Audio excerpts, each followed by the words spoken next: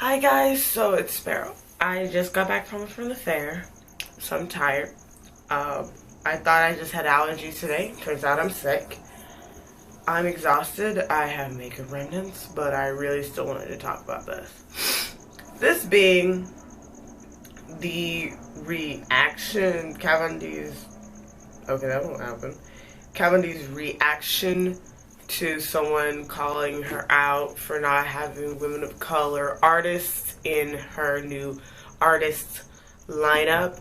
And I know a lot of people are now going to boycott Kat Von D and all of that shit. And I just, and I just thought, what better time to actually just put out my thoughts, as I am a woman of a darker color, black.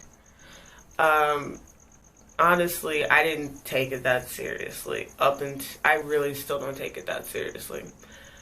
I discussed this in the car with my friend too. So the whole thing was that Kat Von D was basically saying, well, the person she asked nicely. I take everything with sarcastic tone on the internet, but she asked nicely, like, "Oh, great team, pretty girls, but no woman of color, and next time you should consider that." And Kat was like, "What are you talking about? I have Canadian, American, British, Argentinian, Spanish. Like, it was a bunch of ethnicities that have a lot of white inclusion.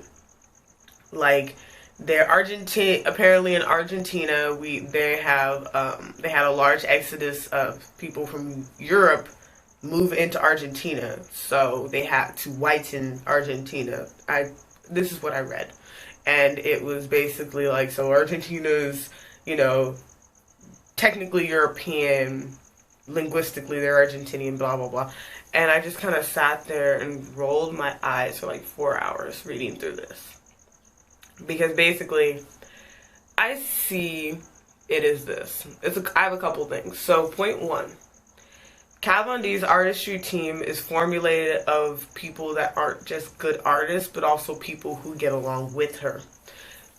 My point being that the people that are in her group, that were in the group when I saw the photo, they all had the same aesthetic as Kat Von D. This is her first artistry group. I don't think she's going to go out of her way to start picking, cream of the crop, best of the world, but also I don't feel like she was going out of her. I don't think she was going out of her way to just pick anybody and expect them to work on her team. I saw Lipstick Kitty with the 3 T's. They're personal friends, and they all have that same kind of aesthetic of kind of goth, pale, wears a lot of cool tone shadows and cool tone makeup. Like, they all looked similar, which a lot of people felt like she was just picking out what girls that looked like her, or white girls and stuff like that. And I feel like she picked people, that she got along with. I feel like personally, on a personal level, she probably gets along with those people. And with that being said, you tend to attract similar people. I mean, yeah, I attract people who are more crazy and outgoing in the personality. She probably attracts people who are more gothic, and they stay in a real pale range with dark hair, and they do a lot of the same stuff. I feel like when she picked her artist team, she wasn't just interviewing them on, can you do makeup, but also, can you do makeup? Do you know what my distinct style is? And do we just get along during the oral interview? I feel like it went down like that. Don't know if it actually did. That's how I feel it went. Point two is, I don't think people realize that Kat Von D's line is never really been the go-to, in my head, brand for color makeup for dark skin. Color makeup being things like, when you say color makeup, you're usually thinking of lip colors, cheek colors, and eyeshadows, right? Things that are going to give your face color. It's an old term. Otherwise, makeup means your base, and color means your rouge, your lip, your blush, and your eyeshadow. So color makeup, I feel like when we think about color makeup for us, when I think about bright color makeup, I would not buy Kat Von D makeup. Not because she's bad, not because I don't like her, but because when I look at the color formats she puts out a lot of colors that are aimed towards neutral to cool skin tones. I've never been entranced with when I pick stuff from her, I've always picked stuff that's in the warm to neutral range, that range, which is my skin range, which is a lot of African American women's skin range. There are some of us that are cool tone, but cool tone eyeshadows tend to look ashen on us no matter what, which is really weird. So I always thought, so when I think of color on dark skin, I think of Sugar Pill. Because Sugar Pill, not because Sugar Pill markets towards black people, not because Sugar Pill is supported by black people, but because Sugar Pill's colors, no matter what skin tone I've seen them on, they always are true to color, warm, brights. There are some like blues that, they actually just scream warm to me. But, I'm not color theorist. That's what I think. So I think the likelihood of a lot of African American, deep colored, Mexican, Argentinian, Hispanic, and Latino women, just women of a deeper color, I don't think a lot of those artists would actually apply with Kat Von D's artistry team.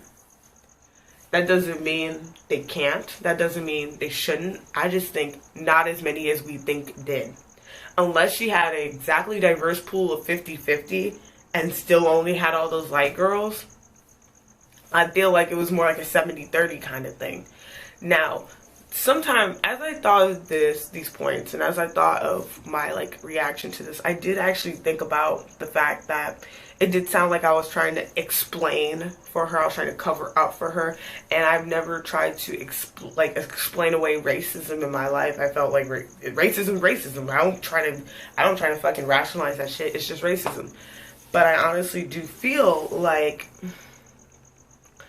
this is not what was going down.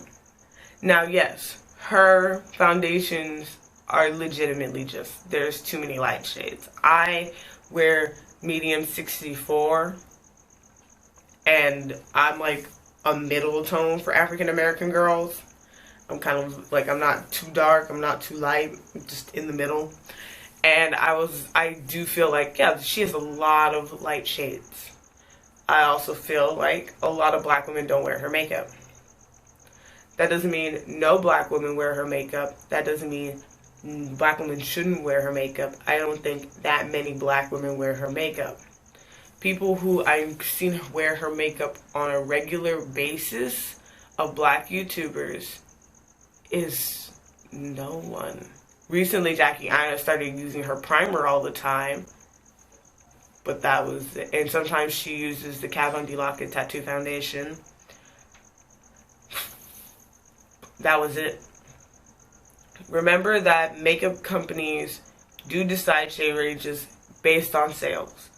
And they're like e.l.f., they have a deep something. It was they have a cream foundation, and it's actually on sale for $3 because the dark shade, I guess, isn't selling.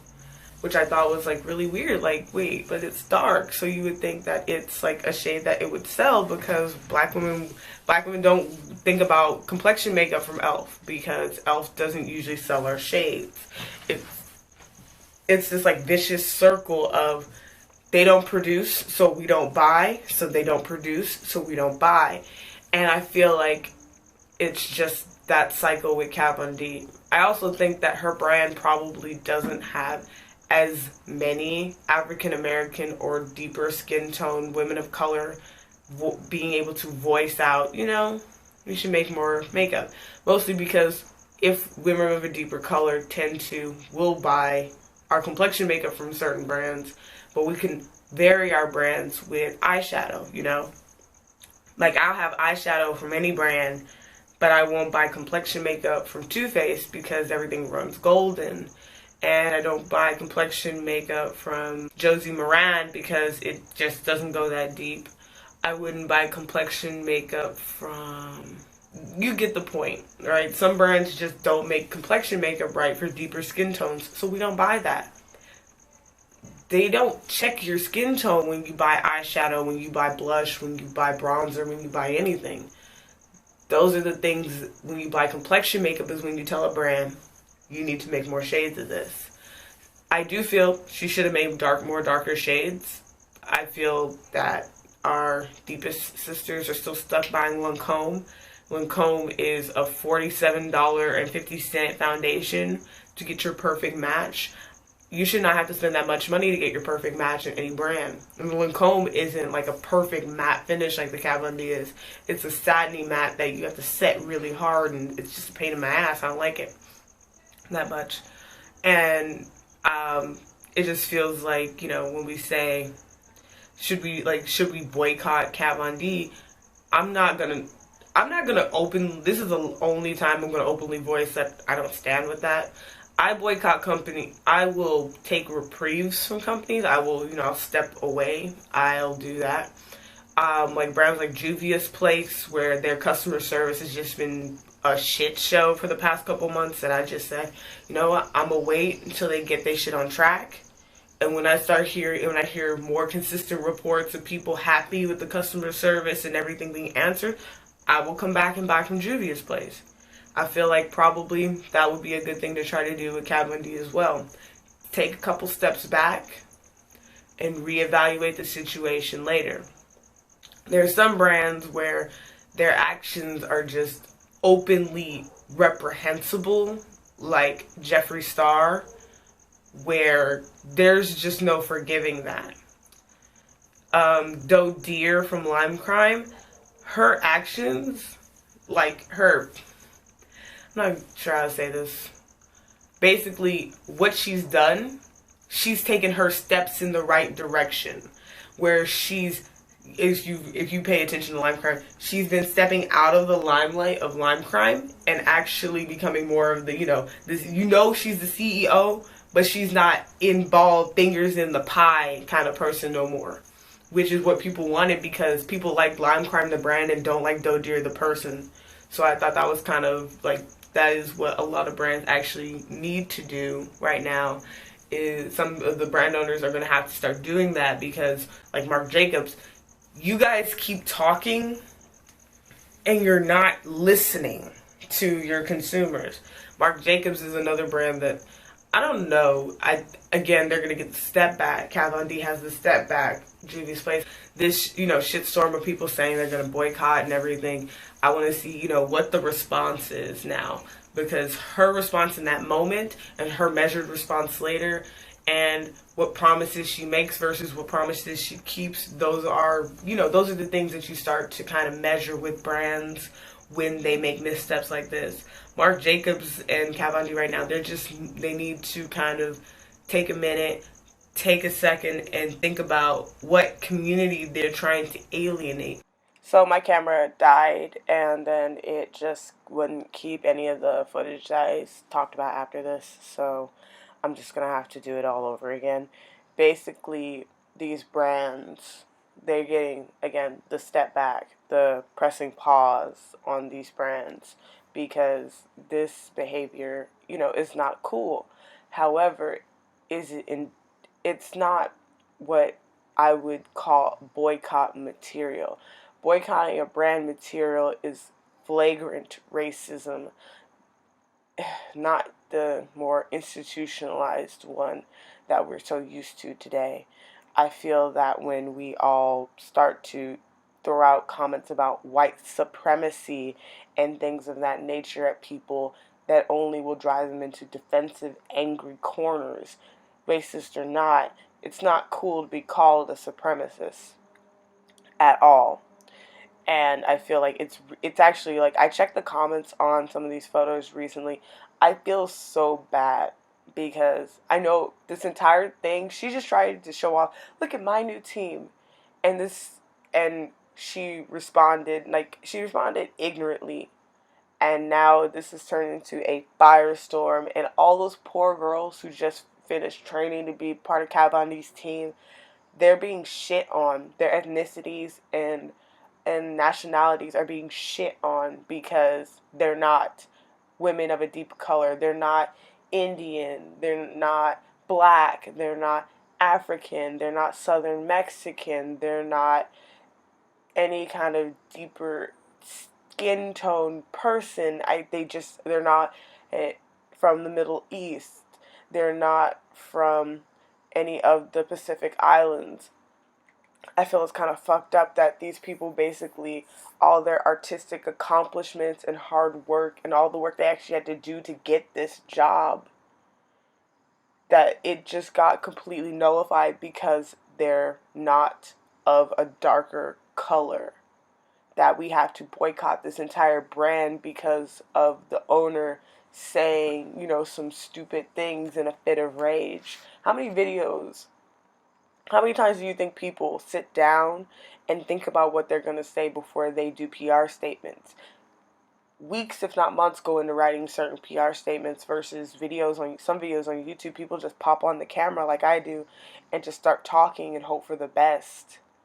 I feel like it's really fucked up that we're just, with all the shit that's going on in the world right now, we're really, really, really trying to drag somebody when we have bigger fish to fry. Yes, this Kat Von D issue is not to be ignored, but we really have a lot more problems right now, and for y'all to just be seriously sitting here calling her a white supremacist when we have somebody who says what black people ain't done nothing good for themselves, trying to run for president, someone who's trying to ban Muslim people from the country and build a wall again to keep Mexico out, and we're worried about some Mexican German girl who has a makeup brand making too many light shades of foundation and being mad that we don't see that, just because all her homies is pale doesn't mean that they're not all from different countries.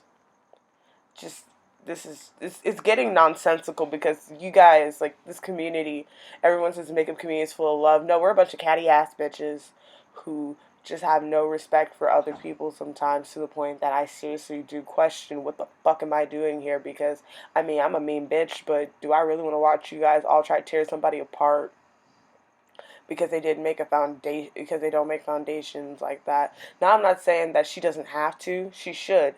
I'm just saying that you just basically that we're basically saying those girls ain't worth shit because they ain't black. And that's not right. Those girls earned those positions, and not because of the color of their skin. They did it because the makeup that they do, the aesthetic that they wear, fit in with what Kat Von D does for her brand. There are black goths, but guess what? Did they apply? Probably. Were their skills up to par? Who the fuck knows? You weren't in there. Stop that.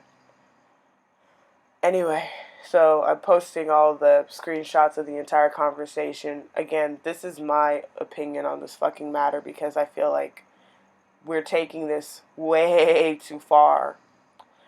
Marc Jacobs is not a white supremacist. Kat Von D is not a white supremacist. The Supreme Court is not filled with white supremacists.